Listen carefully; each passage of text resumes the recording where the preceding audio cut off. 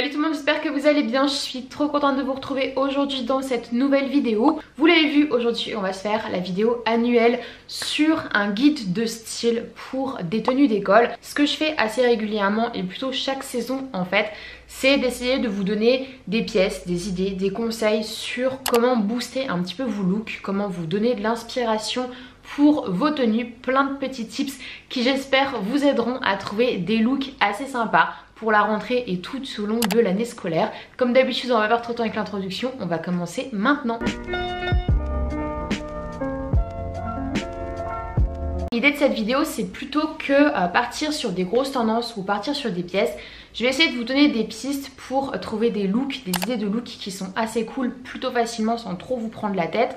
Et donc on va voir ça tout simplement ensemble. La première idée que je pourrais vous donner pour une tenue, ça serait de miser sur un pantalon qui est soit très coloré, soit qui a une fantaisie qui est plutôt marquée. Quand on a un pantalon qui a une grosse fantaisie, que ce soit l'imprimé, que ce soit la couleur, que ce soit une broderie, peu importe, tout de suite on a une grosse partie de la tenue qui est faite. Le pantalon, ça reste une pièce qui est plutôt importante dans une tenue, c'est une des premières choses qu'on va voir. Si on y met de la fantaisie, tout de suite le look il va être super abouti. On n'aura pas forcément besoin de se prendre la tête sur comment la sortir. Un pantalon d'une couleur particulière par exemple, on mise sur un haut, un t-shirt col rond ou alors un sweat plutôt basique qui soit gris chiné ou qui soit blanc.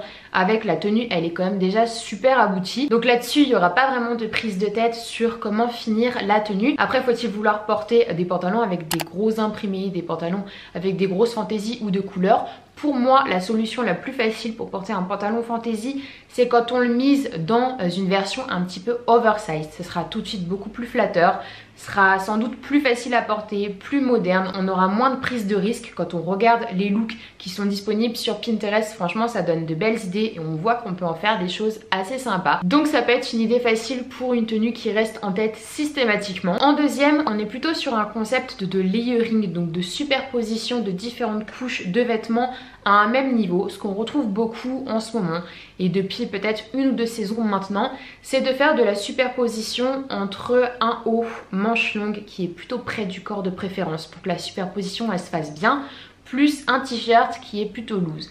Donc en général, ce qu'on va avoir pour la première couche de manches longues, ça va être soit des soupules qui soient col roulé ou qui soient col rond, ou alors ce qu'on appelle les mesh top. Donc c'est des hauts manches longues dans des matières qui sont un petit peu résille, presque comme un collant mais plus ouvert qu'un collant. On va en retrouver en coloris unique ou alors on va en retrouver en imprimé. Et donc ça va faire un effet un petit peu seconde peau. Donc parfait pour ajouter un t-shirt manche courte par-dessus. On aura un contraste.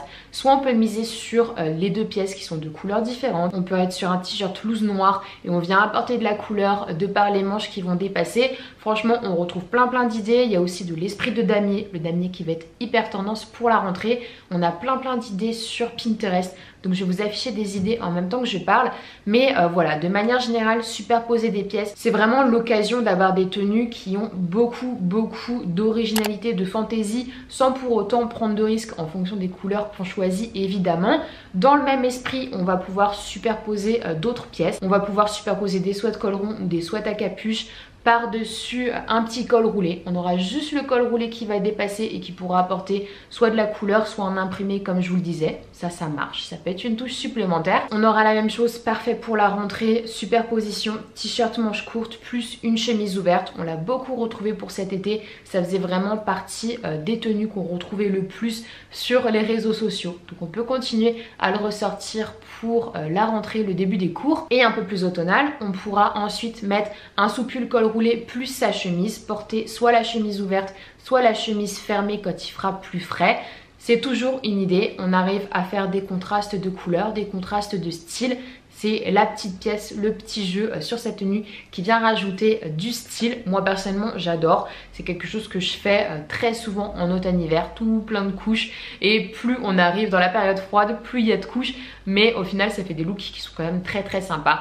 Donc ça peut être une idée à travailler. En troisième, si on cherche un peu à avoir des pièces originales et surtout des t-shirts un peu originaux, la meilleure chose que je peux vous proposer, c'est d'aller customiser un petit peu vos t-shirts. Que ce soit des t-shirts que vous avez chopés dans des collections actuelles, donc en boutique, des vêtements neufs, ou que ce soit encore mieux selon moi des t-shirts que vous aurez chopés en vintage, qui auront déjà une certaine patte, un style un peu vieilli et qu'on retrouvera moins facilement à droite à gauche. Ce t-shirt là, vous allez pouvoir venir le travailler si jamais vous sentez un peu d'humeur manuelle et d'humeur créative. Vous allez pouvoir venir le travailler et l'apporter un petit peu plus dans votre style personnel, lui donner vraiment un côté unique et là ça pourra vous faire des tenues de folie. Première idée que je peux vous donner, c'est de venir faire du tie and dye sur un t-shirt vintage. Vous allez trouver un t-shirt vintage avec un graphisme. Ça peut être un logo d'une vieille marque, ça peut être un graphisme, par exemple un graphisme un peu groupie, donc d'un vieux groupe de rock ou alors d'une équipe de sport, vraiment tout plein de choses en fonction de ce que vous trouverez en vintage. Vous achetez de la teinture, vous regardez un tuto sur YouTube de tie and dye, c'est hyper facile à faire. Et du coup vous venez apporter une touche supplémentaire, une fantaisie supplémentaire à votre t-shirt qui de base avait déjà son graphisme, sa petite personnalité et là vous le modernisez parce que le tie and dye c'est quand même quelque chose qu'on retrouve beaucoup en ce moment. Deuxième option, vous venez utiliser tout ce qui va être broche, encore une fois que vous pouvez trouver en brocante, que vous pouvez trouver en vintage ou alors dans les placards de maman ou de grand-mère. On en trouve assez souvent et moi c'est ma spécialité de venir piquer les broches qui traînent. Bien l'envers. Si vraiment on aime un petit peu les arts décoratifs, on peut venir faire aussi de la broderie. Moi quand j'étais à l'école, je vous raconte pas le nombre de t-shirts que j'ai piqué au grenier de mon père et que je suis venue customiser, mettre de la peinture, des paillettes et tout, les couper dans tous les sens. Mais je trouvais ça assez cool parce que justement on partait d'une pièce qui était déjà existante, on vient la rapporter dans notre style, on en fait une pièce unique, donc ça peut toujours être sympa. Et c'est vrai que quand on la sort, bah du coup c'est notre pièce à nous, c'est notre style et tout de suite on a une tenue qui est beaucoup plus originale et unique. Mon quatrième conseil pour des tenues qui sont originales, réussies, stylées facilement pour l'école, c'est de venir jouer sur les volumes de vos pièces. Franchement c'est un de mes conseils favoris et c'est un des conseils qui est le plus facile à appliquer quand on vient miser sur des pièces qui sont pas forcément à sa taille, qu'on vient faire des contrastes un petit peu à ce niveau là. Tout de suite on a des looks qui sont beaucoup plus pointus et beaucoup plus aboutis. Par exemple, il y a plein de pièces oversized en ce moment sur lesquelles on peut miser et qui sont faciles à porter pour l'école. On va avoir tout ce qui est bomber. Vous choisissez une veste bomber dans une ou deux tailles supplémentaires par rapport à votre taille habituelle. Ça va lui apporter beaucoup plus de style.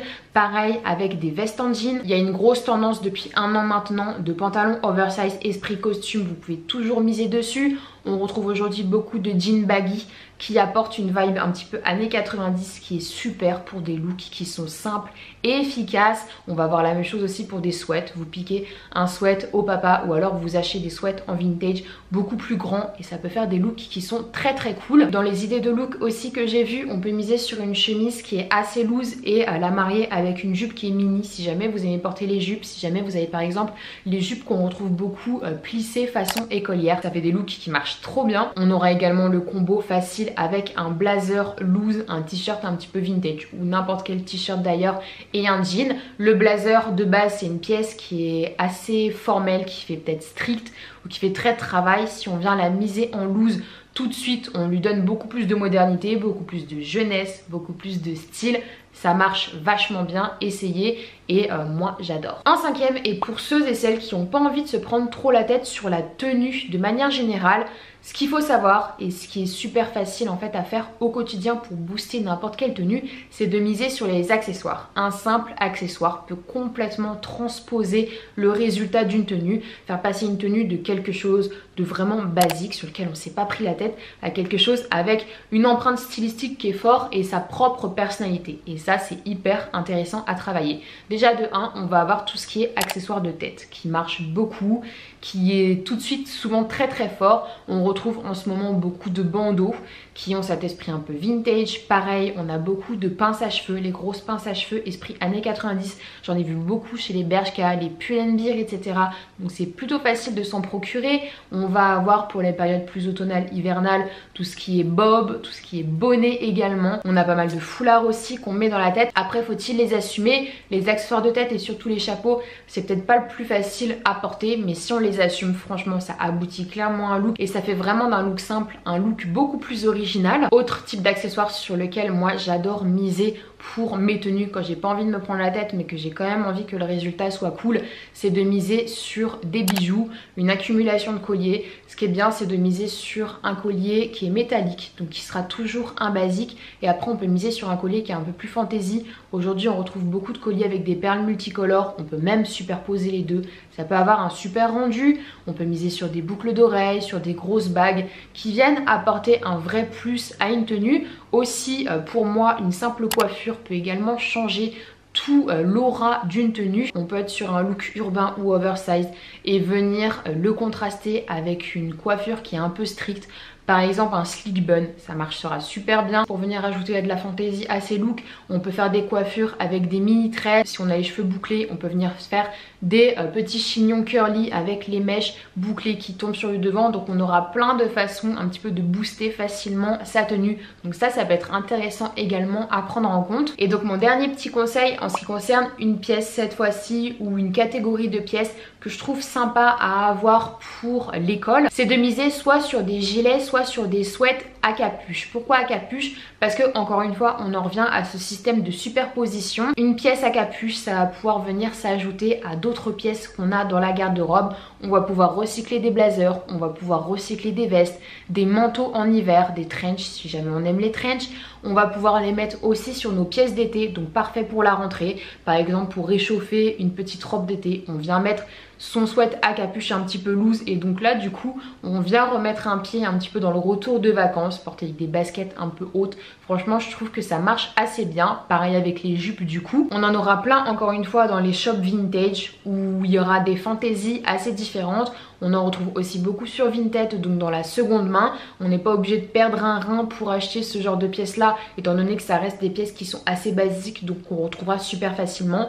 Et on a tout plein d'idées pour les porter, pour venir les rajouter en pièces supplémentaires, en touche finale d'un look. Et je trouve ça super intéressant parce qu'on va pouvoir recycler tout plein de tenues avec ce type de pièces. Pour finir, mes derniers petits conseils un peu hors catégorie que je pourrais vous donner pour concocter vos looks si jamais vous savez pas trop comment, vers quoi vous tournez pour vos tenues. Déjà la première chose que je pourrais vous dire, c'est si jamais vous savez pas trop encore quel est votre style, c'est absolument pas un problème, c'est vraiment pas une fin en soi. C'est plutôt de miser sur des pièces, un dressing qui est assez minimal, composé de pièces qui sont plutôt basiques, des pièces qui sont intemporelles, donc vous n'allez pas vous lasser, pas des pièces coup de tête. Vous misez sur des pièces qui sont classiques, vous concoctez vos tenues, et comme je vous disais, vous pouvez venir rajouter des accessoires, des petites touches finales qui vont venir marquer votre personnalité du moment et qui vont venir donner une touche tendance à vos tenues. Ça peut être aussi une coiffure.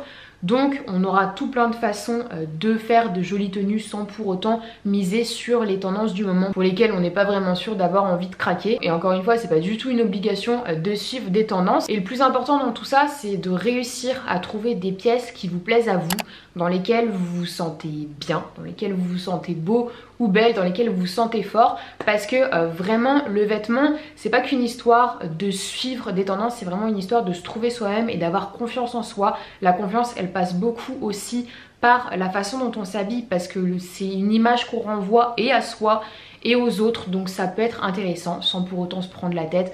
On reste sur du vêtement, il faut vraiment pouvoir s'amuser avec tout ça, s'amuser avec ce qu'on dégage et se faire plaisir à soi. Donc ça paraît bête mais franchement c'est hyper important et ça s'apprend au fur et à mesure des années. Moi je me suis connue, je me suis acceptée via le vêtement d'année en année, et je trouve ça assez important d'en parler aussi parce que c'est un petit peu un exutoire, c'est une façon de se trouver, c'est une façon de marquer sa personnalité, etc. Donc voilà, le tout c'est quand même de rester plutôt cool avec ce sujet, c'est loin d'être une prise de tête. Vous êtes qui vous êtes, vous vous habillez comme vous êtes, acceptez-vous comme vous êtes, c'est parfait. Voilà tout le monde, j'en ai fini avec cette petite vidéo, j'espère qu'elle vous a plu. N'hésitez pas à me faire un retour en commentaire sur les idées que je vous ai données pour des tenues d'école, ou pas d'ailleurs, pour des tenues de tous les jours. Comme d'habitude je lirai tout le monde avec grand plaisir. Si vous êtes nouveau ou nouvelle sur cette chaîne et que vous voulez suivre un petit peu les vidéos tendance, conseils, look, histoire de la mode qui est ici, n'hésitez pas à vous abonner. Et surtout n'hésitez pas à vous abonner à mon Instagram, là où je poste au quotidien des photos de mes looks, des conseils, des sélections en story, on échange un max en DM. Bref, rejoignez-moi. Voilà, je fais plein de gros bisous et je vous dis à la prochaine.